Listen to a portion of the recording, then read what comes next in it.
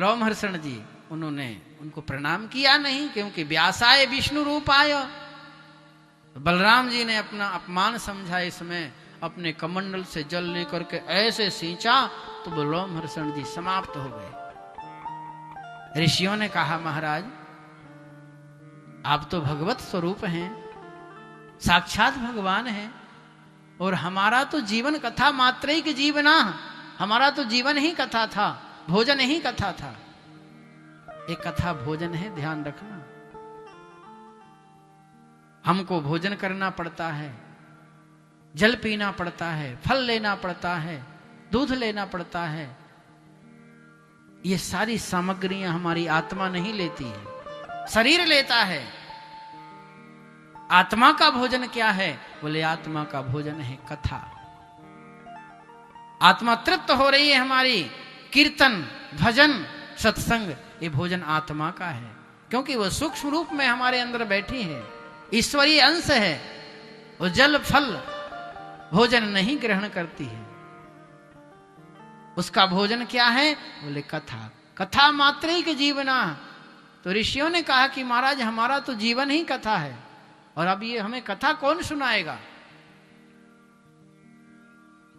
बलराम जी ने कहा कोई बात नहीं। बगल में बैठे थे उनके पुत्र रोमहर्षण जी के सूत जी महाराज, अपने कमंडल से जल लेकर के अभिषेक किया और छिड़क दिया। बोले आत्मा मयि जायते पुत्रा, पिता के समस्त सद्गुण पुत्र में आ जाएं।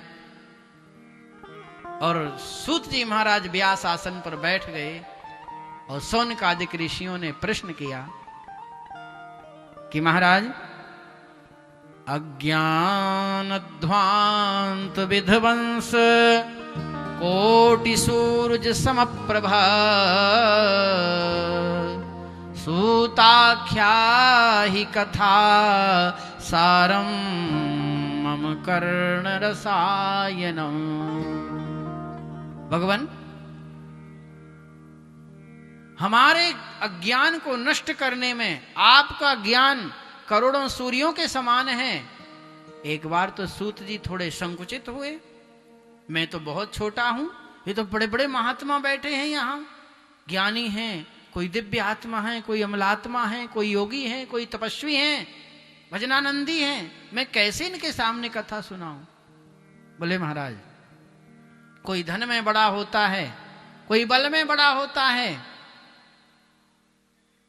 धन वृद्धा बल वृद्धा, कोई आयु में बड़ा होता है, आयु वृद्धस्तथैव च, लेकिन वो सभी ते सर्वे ज्ञान वृद्धाश्च, वो सभी धन वाला बड़ा, बल वाला बड़ा, आयु वाला बड़ा, ते सर्वे ज्ञान वृद्धाश्च, वो ज्ञान वृद्ध के सामने छोटे होते हैं।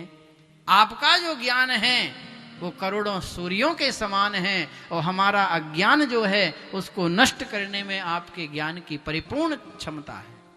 इसलिए आप सूताख्या ही कथा सारम मम कर्ण रसायनम। महाराज कोई ऐसी कथा सुनाओ। लोग कहते हैं ना कि महाराज कथा अच्छी होनी चाहिए, ऐसी कथा सुनाओ कि मम कर्ण रसायनम। कर्ण माने कान, कानों को जो रस प्रदान करने वाली हो। अब रस प्रदान, किसी को सिनेमा के गीत बहुत अच्छे लगते हैं, तो आजकल तो वो चल गई है ना, वो रीड एक लगा लेते हैं कान में और अंदर ही अंदर घुन सुनते रहते हैं। कान बहुत जल्दी खराब हो जाएगा, उससे ध्यान रखना जो भी सुनते हैं। किसी को वही अच्छा लगता है और किसी को भगवान का भजन ही अच्छा लगता है, तो वो अपने मस्ती में भजन सुन रहा है, लेकिन सुनता वही है व्यक्ति जो उसको अच्छा लगता है। सब भजन नहीं सुनते हैं और सभी सिनेमा के गीत नहीं सुनते हैं। कहा कि मम कर्ण रसायनम, हमारे कानों को जो आनंद प्रदान करने वाली कथा हो वह कथा आपको सुनानी है। तो सूत जी ने कहा कि महाराज एक निवेदन मेरा भी है। ऋषियों ने कहा बोलो बताओ महाराज। कहा कि आप लोग कथा क्यों सुन रहे हैं? कोई कारण है, कोई परेशानी है, तकलीफ है, कोई अव्यवस्था है? तो महात्माओं ने कहा कि महाराज कोई कमी नहीं है, देखो हम तो संत हैं, हमें कोई बाधा नहीं है, कोई परेशानी नहीं, कोई तकलीफ नहीं, तो फिर क्या प्रयोजन है कथा सुनने का। तो ऋषियों ने बहुत सुंदर बात कही है सज्जनों, इसको बहुत हृदय से सुनना और हृदय में बिठारना इस बात को। सौनकादिक ऋषि कह रहे हैं कि महाराज हमें कथा क्यों सुनना है।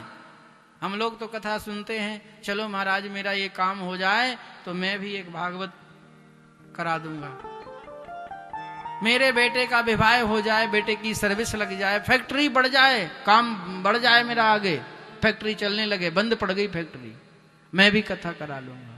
अब यहां तो ना बेटा था, ना फैक्ट्री थी, ना दुकान था, ना मकान था, ना कोई काम था। बोले महाराज फिर क्यों सुन रहे हो कथा। तो ऋषियों ने बड़ा सुंदर जवाब दिया है सूत जी को। बोले यह घोरे कलौ प्रायो जीवश्चासुरतां गता क्लेशाः क्रान्तस्य तस्यैव शोधने किं परायणम्। महाराज इस घोर कली काल में जीव आसुरी भाव को प्राप्त हो रहा है। तो सूत जी ने कहा कि जीव आसुरी भाव को प्राप्त हो रहा है, आप तो नहीं हो रहे। बोले नहीं महाराज हम नहीं हो रहे, पर हम संत हैं, हमारा जो जीवन है वो परोपकार के लिए है। तरुवर कबहु न फल भखे नदी न अचबे नीर पर कारज के कारण संतन धरा शरीर। परोपकार के लिए आते हैं महाराज जी, इसलिए कह रहे हैं कि महाराज कथा तो सुने हम, और कल्याण किसका हो। बोले संसारियों का।